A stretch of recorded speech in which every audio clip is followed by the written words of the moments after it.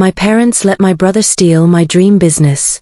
But when he ruined it, they begged me to save it. The scent of freshly baked bread still lingers in my memory, a haunting reminder of what could have been.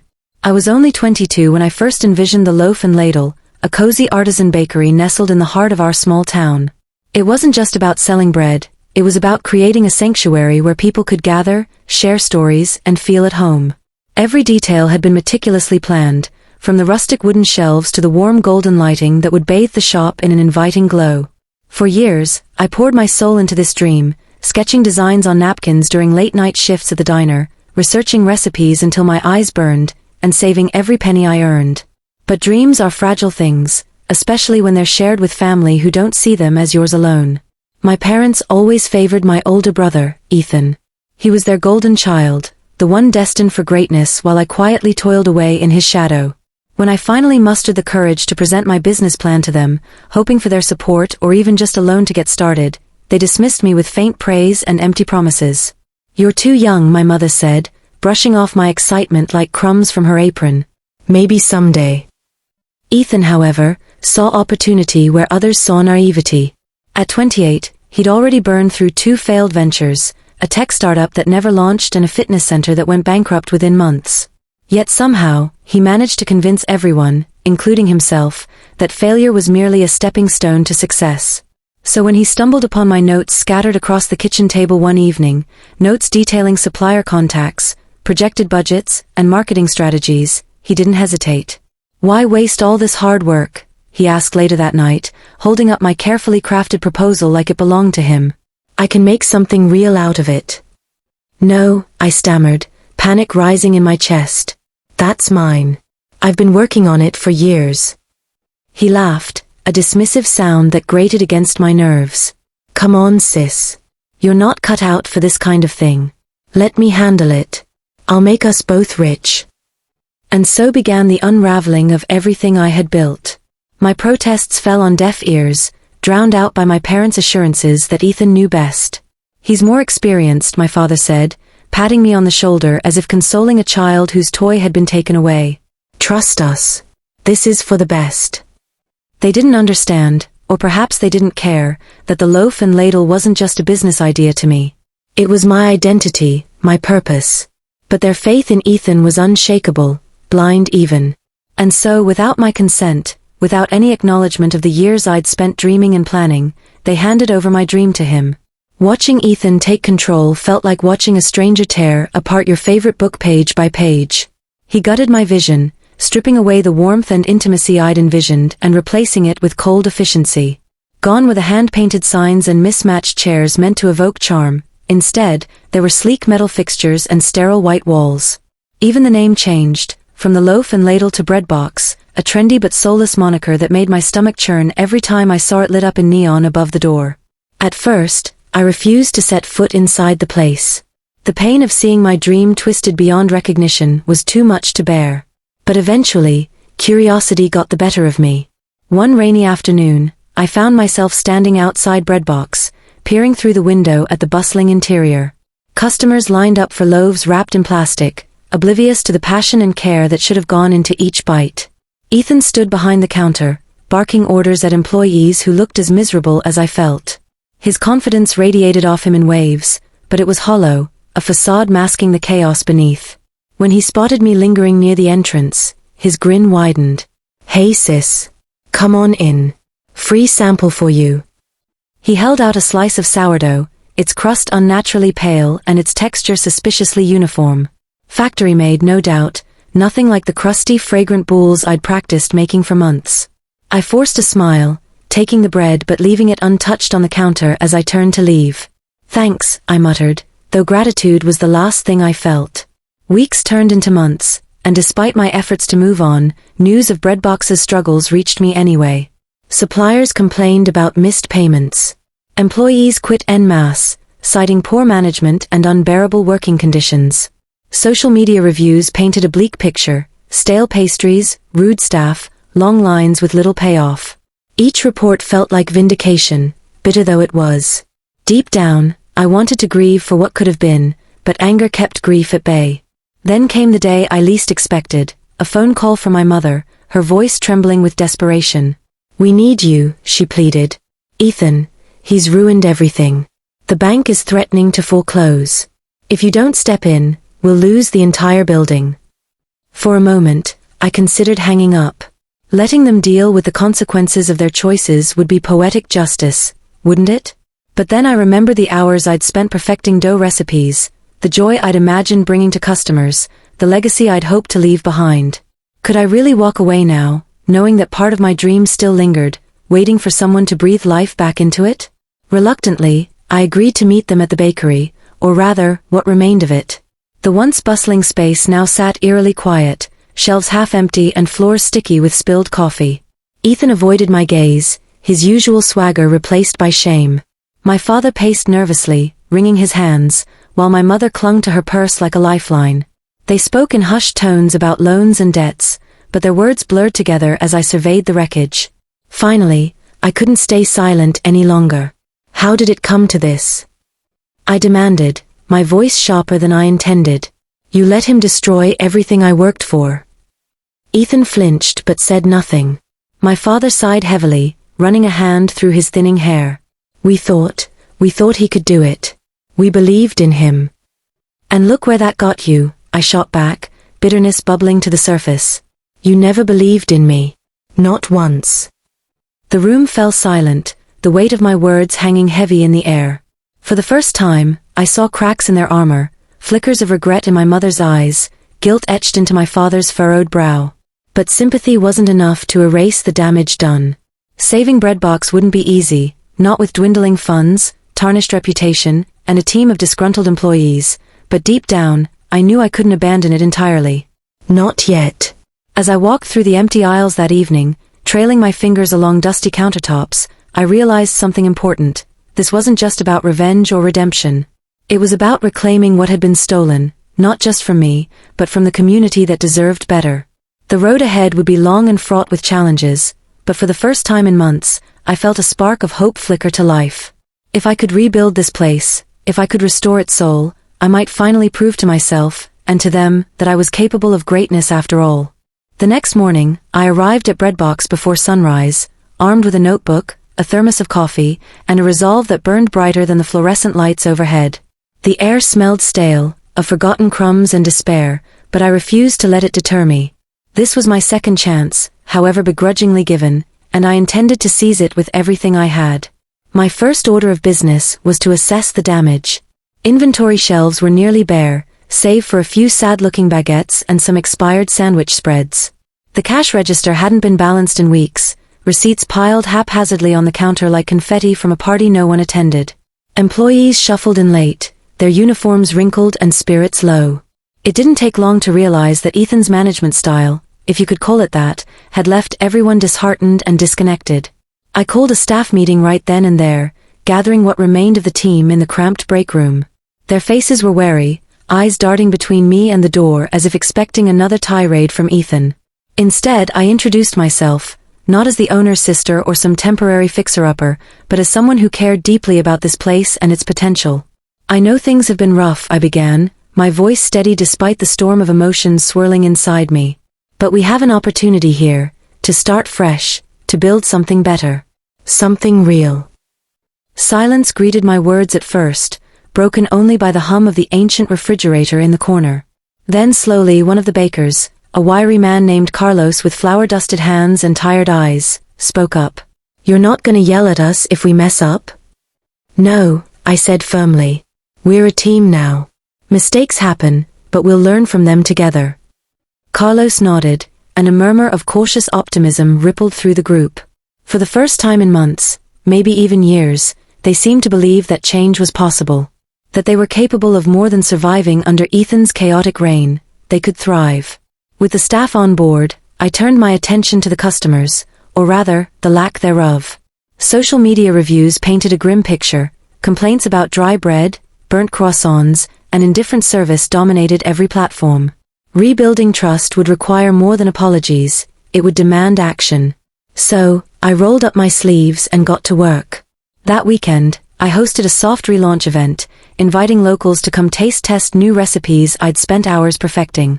Gone were the mass-produced loaves Ethan had relied on, In their place were handcrafted sourdoughs, pillowy brioche, and rustic walnut rosemary boules straight from my original vision. I set up tables outside, decorating them with wildflowers and handwritten signs that read "Welcome back to the loaf and ladle." It wasn't much, but it was honest, and people noticed. By mid-morning, a line stretched down the block, snaking past the flower shop and around the corner. Neighbors chatted excitedly, holding paper bags filled with warm bread and sticky cinnamon rolls. A young mother with twin toddlers thanked me profusely for finally offering gluten-free options. An elderly man teared up as he bit into a slice of rye, saying it reminded him of his grandmother's kitchen. Each smile, each word of gratitude, fueled my determination to keep going. But rebuilding wasn't without its challenges. Suppliers were hesitant to extend credit after Ethan's string of missed payments, forcing me to negotiate tirelessly just to secure basic ingredients. Utilities threatened shut-off notices arrived almost daily, requiring last-minute scrambles to scrape together enough cash to keep the lights on. And then there were my parents, whose guilt manifested in awkward visits where they hovered anxiously, offering unsolicited advice while avoiding eye contact. One particularly tense evening, my father pulled me aside after closing. "You're doing well," he admitted gruffly, though his tone suggested surprise. "But you shouldn't have to do this alone. We should have supported you from the beginning." His words caught me off guard, not because of their sentiment but because they came too little, too late.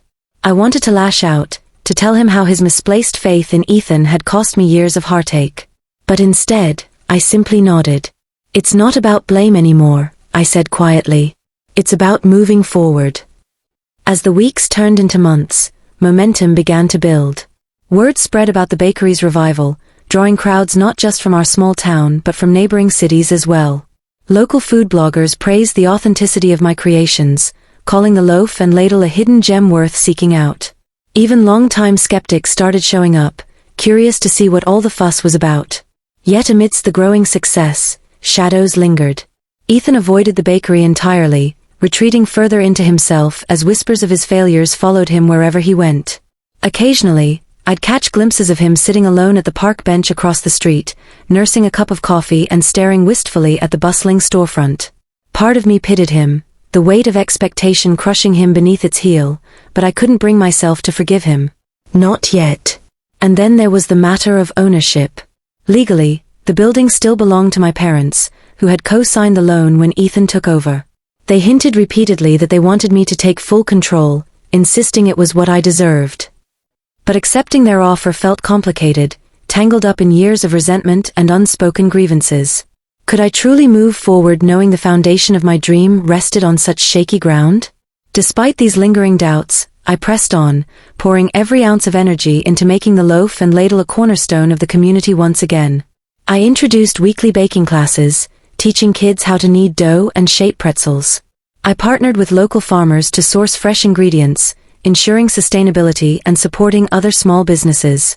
Slowly but surely, the bakery transformed, not just physically, but emotionally. It became a place where people connected, shared laughter, and found comfort in simple pleasures.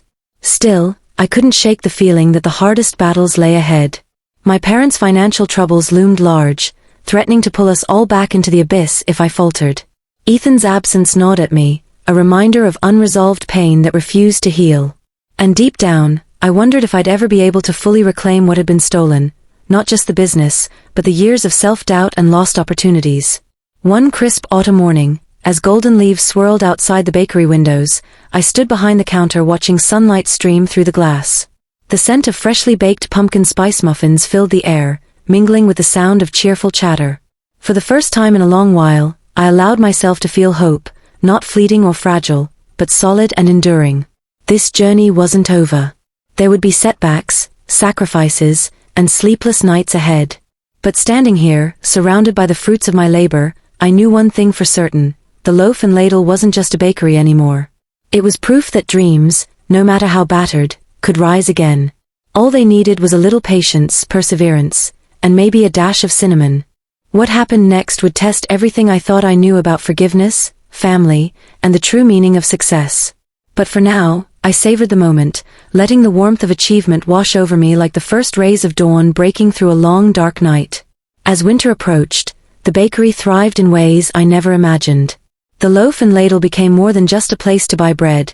It was a hub of connection, creativity, and community spirit. People came not only for the aroma of freshly baked goods, but also for the sense of belonging it offered. It felt surreal to witness something so deeply personal blossom into something that touched so many lives.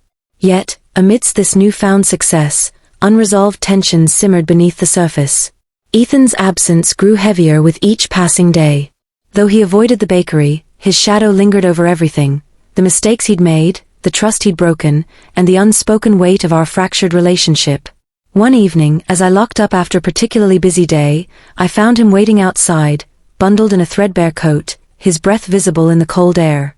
"I need to talk to you," he said, his voice barely above a whisper. For a moment, I considered walking away. Part of me wanted to leave him standing there, letting the chill remind him of the consequences of his actions. But another part, a quieter, softer part, urged me to listen. After all, wasn't forgiveness one of the things I valued most? Wasn't rebuilding about mending what had been torn apart?